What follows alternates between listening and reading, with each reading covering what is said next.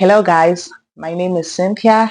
If you're new here, welcome, and if you're a returning subscriber, welcome back.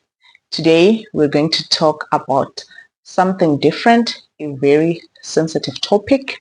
And in our Shona or Zimbabwean culture, it's like a taboo to discuss this topic. We're going to talk about grief.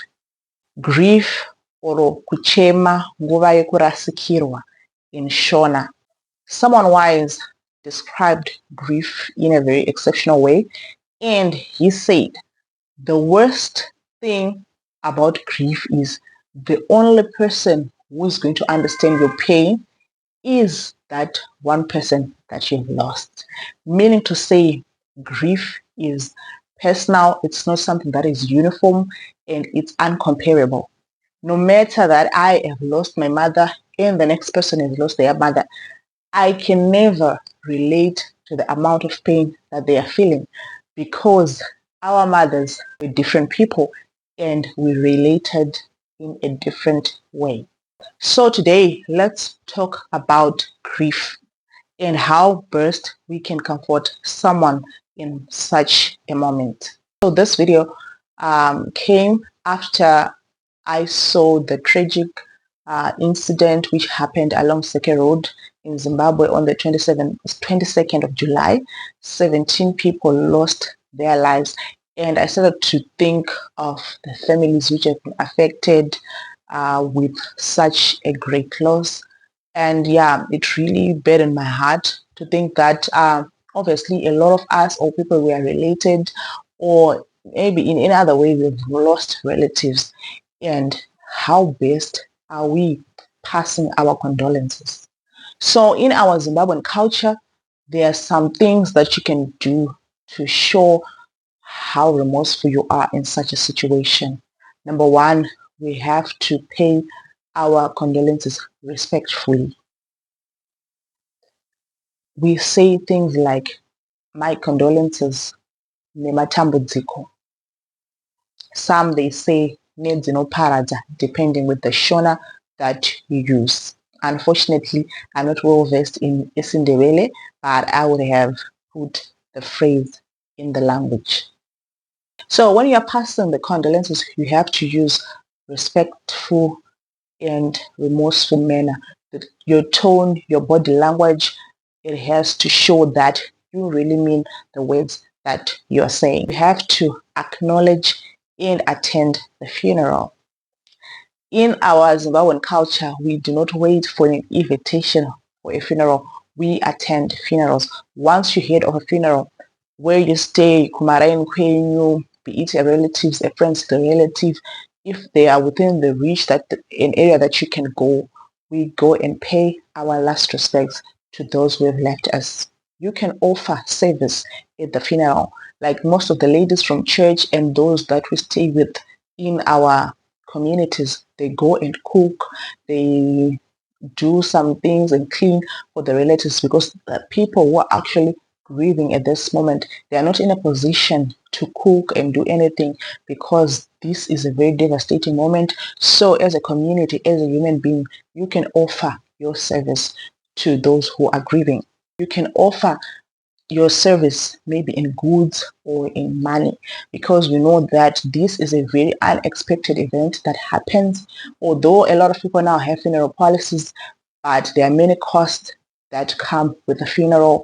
So it is very wise to give to show your respect in giving money or groceries. Moving on to the next segment, I'm going to talk about the things to say and not to say to someone who is grieving. I'm going to start with the phrases or the statements that you should avoid to say to someone who is grieving. Number one, God needed them more. This sounds so dismissive, and it makes someone to question their belief on God, to say, so God, how much do you value my happiness? So you wouldn't want to leave someone in such a predicament that as far as they are grieving their loved one, now you're making them question their faith also. Number two, At least they lived a long life. Of course, they might be a 90-year-old, a 100-year-old, but even if you know it in your heart, they are not words to be uttered. Because all of us here, if we had a choice to live forever, we would opt for that option to live forever with our loved ones because we enjoy and cherish each and every moment. So we'll never get enough of each other to the extent of saying that they have lived long enough. Number 3, this statement is often said and it's very dangerous, especially to men. Be strong. These may seem like just 2 words, but they are so destructive and dismissive. You are simply probing for someone to suppress their emotions. They are no longer able to express how much they feel, even if they want to explain further how they feel about the passing on of their loved one. They can't really tell you everything because we have shut down that channel of communication, and they will harbor that pain which will later hurt them. Number 4, everything happens for a reason. This can feel so cold and philosophical. Like, what do you mean that everything happens for a reason? What's the reason of someone losing a child that they just had? Imagine carrying a child for 9 months and the mother loses that child maybe a few hours after giving birth. Number 5, I know how you feel. Guys, like I said at the beginning of the video, someone told me that grief is the worst part about it is the person who only understands how you're feeling at that moment is that one person you have lost.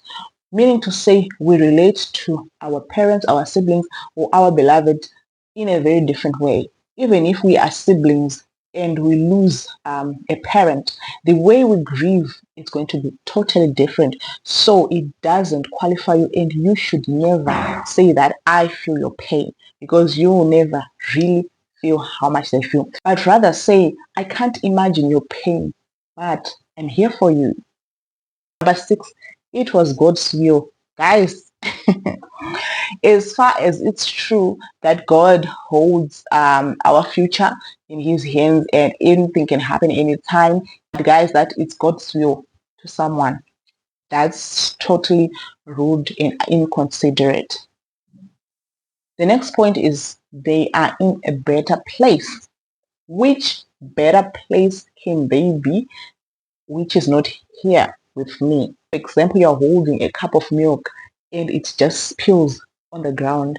You were so thirsty. That glass of milk was the one thing that was going to quench your thirst. Now, how do you say that that thing is in a better place? Instead of your stomach, that glass of milk was meant for you to drink, but now it's on the ground instead.